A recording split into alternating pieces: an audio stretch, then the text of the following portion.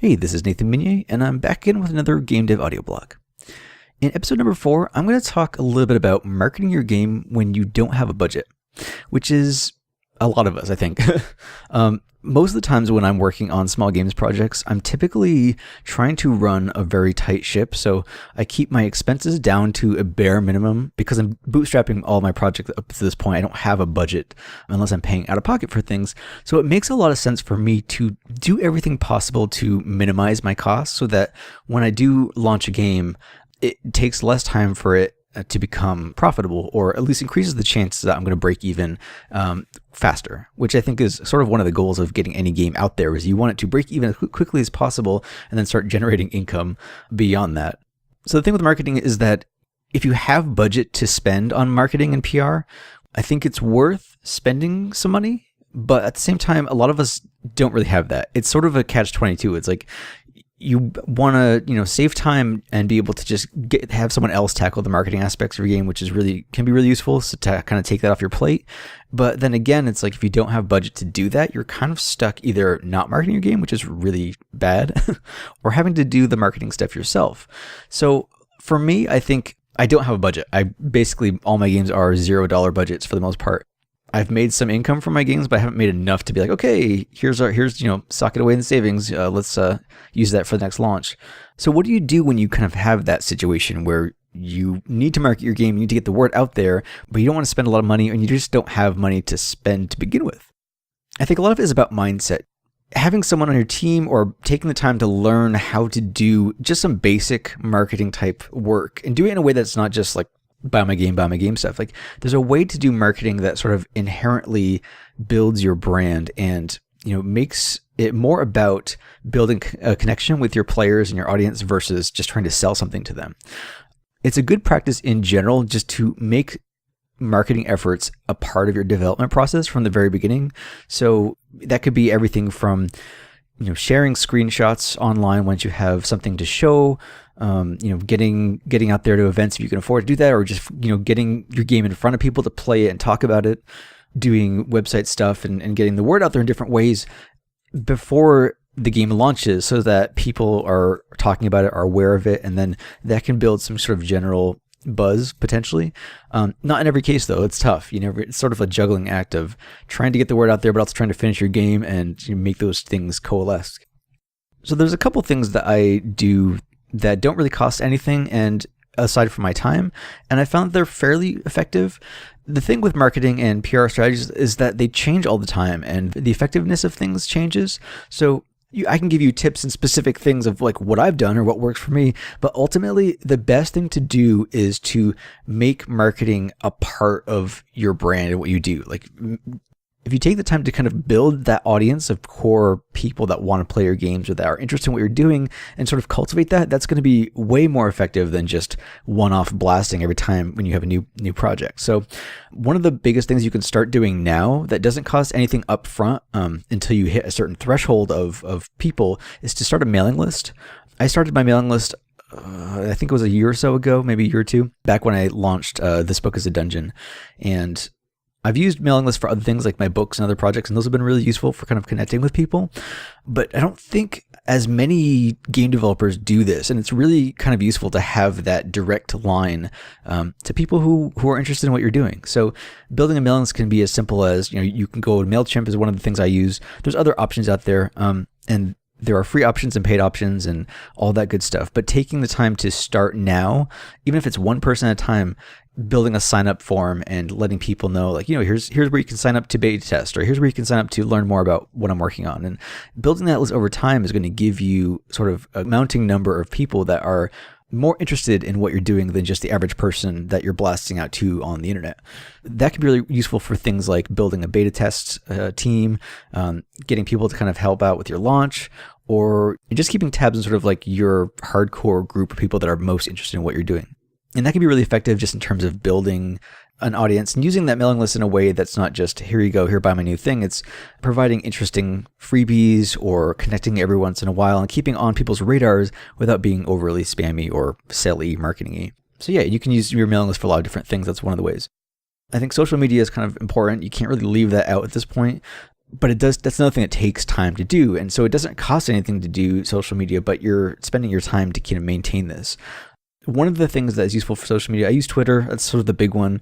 There's, hashtags that you can use, like Screenshot Saturday and Indie Dev and Game Dev and Indie Games and pixel art and all these different specific hashtags that if you attach those to what you're posting, and if you're sharing screenshots and whatever, it can boost sort of the visibility of your posts. So that has been fairly useful. And that may change over time. That's the thing with these sort of like specific tips.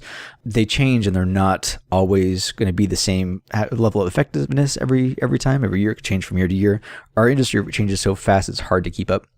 But the other thing you could do too, just in the short term, is using things like animated GIFs of your game, video, all that good stuff, like sharing visual content and things that people can see and interact with and share and build sort of a little bit of like low-level viral momentum. That's going to get the word out about your game faster than if you're just relying on your mailing list or whatnot. The other thing that's really interesting is that people have been more open about the development process. So a lot of studios are using dev blogs or writing articles about their experience, or technical articles, things that are content marketing. So we're talking about what you're doing, you're sharing interesting information, but at the same time, you're also talking about your game and your project. So content marketing is a big thing of what I do in my freelance world for clients. And it can be really powerful if you do it correctly. So creating content that's appealing to your audience and using that as a vehicle to kind of get the word out is useful. So with a game dev blog, you're kind of peeling back the curtain and sharing a little bit about what you're doing behind the scenes. And that can be really interesting to some people and maybe not so much to others, but I've found that it is a good way to provide content that keeps people sort of up to date on what you're doing. So if you're sharing screenshots or talking about your game or an interesting aspect of your game that's in the works, that can be really cool and a way to kind of grab people's interest. Like, oh, this looks really cool. I'm going to, follow this person on Twitter. I'm going to follow the studio, join the mailing list. There's things you can tie that to that will, grab people's attention and then kind of funnel them into your quote unquote marketing funnel. But the bottom line about all this, there's one-off things you can do. You could spend money on a tweet blast. You can hire someone to do PR for you. You can do all these different things. And the results you can get from hiring or spending money can vary widely. So I've been a little bit cautious of spending too much on PR because I have some of that background. It's like I'm more inclined to hustle and do it myself as much as possible because it's more personal and it's more likely to kind of connect with people in a better way than just having someone send out a press release. But I think if you're trying to launch a game and market your projects without having to spend a lot of money, it's really about making, building connections with people who are your player base and, getting the word out there about what you're doing and trying to do it in a way that's interesting and compelling without being overly salesy. And I think that is a really natural way to kind of pique people's interest and, draw some attention for what you're working on. And, that can be really valuable and a good way to get started, at least in terms of building some audience and marketing momentum if you don't want to, throw down a bunch of cash. Yeah, and there's ways to build on that and kind of dovetail it all together. That's a good starting point, and it doesn't take a ton of effort to learn how to do that because it's sort of something you can naturally build into your dev process. Writing articles about what you're doing, like that's interesting to people, and that could get you some traction and visibility. Being on social media isn't hard to do; it just takes time. And building a mailing list is also something that's very simple to get started. It just takes time to do. So, for indie developers who maybe aren't that interested in marketing, these are some basic things you can just kind of get rolling on now that will help you out later on because it'll give you avenues to reach out to people when you have a game to share with them or a project to sell and things like that. So those are some things that I do, and that's not all the specific marketing type stuff I work on, but those are some core things I think are useful for people who don't want to spend money or don't have the money to spend, just to get some initial baseline marketing momentum for what you're doing. So before we wrap it up, just kind of a quick real-world example of what I've been doing with this stuff. I'm launching Missile Cards, which is my next game on Steam on April 7th, and that was a 6-month project, and throughout the entire process of making that game, I spent a lot of time just talking about the game and showing it off and just using some of these basic things that I've been talking about. So I used my mailing list to set up a beta and ran a beta through that. I've been sharing screenshots and video and stuff on social media.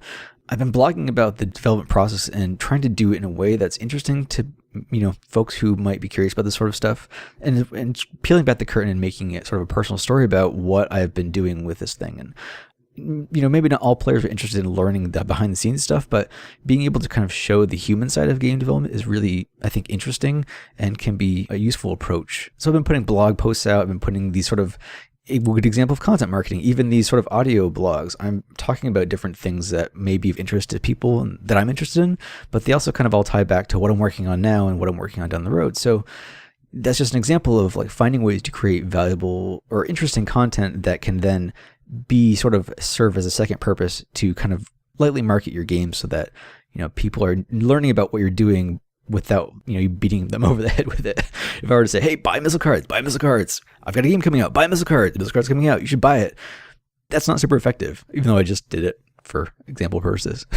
Anyway, so yeah, I'll talk about more DIY game marketing stuff down the road because this is something I think a lot about, and I'm always exploring different ways to kind of do this and find creative ways to get the word out about things I'm working on. But it really all boils down to kind of building your brand and sort of taking the time to connect with people and build those long-term sort of player-based relationships. So you're connecting with people who want to keep checking out what you're doing again and again without having to start from scratch every single time. All right, so that's it. Talk to you again soon. Thanks.